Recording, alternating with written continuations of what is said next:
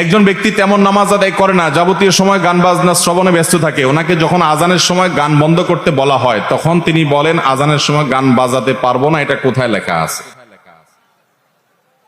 এই লোকরে বড় করে একটা বক্সিন দিবেন।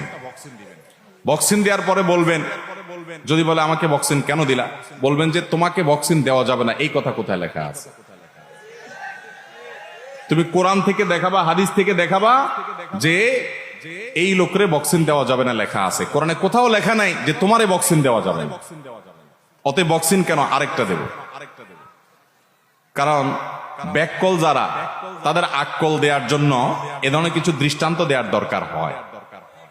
কোরআনে আল্লাহ রাব্বুল আলামিন তোমাকে আলাদা করে বলে নাই যে আজানের সময় গান শুনবা না, কিন্তু লাহওয়াল হাদিস ওয়ামিনান নাসি মান ইয়াশতারি লাহওয়াল হাদিস। একজন ব্যক্তি তেমন নামাজ আদায় করে না, যাবতীয় সময় গান বাজনা শ্রবণে ব্যস্ত থাকে। ওনাকে যখন আজানের সময় গান বন্ধ করতে বলা হয় তখন তিনি বলেন আজানের সময় গান বাজাতে পারবো না। এটা কোথায় লেখা আছে?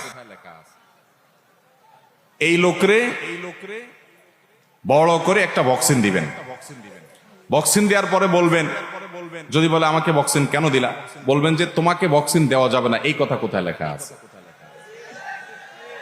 তুমি কোরআন থেকে দেখাবা, হাদিস থেকে দেখাবা যে এই লোকরে বক্সিন দেওয়া যাবে না লেখা আছে। কোরআনে কোথাও লেখা নাই যে তোমারে বক্সিন দেওয়া যাবে না।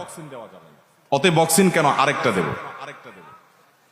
কারণ ব্যাককল যারা, তাদের আক্কল দেওয়ার জন্য এ ধরনের কিছু দৃষ্টান্ত দেওয়ার দরকার হয়।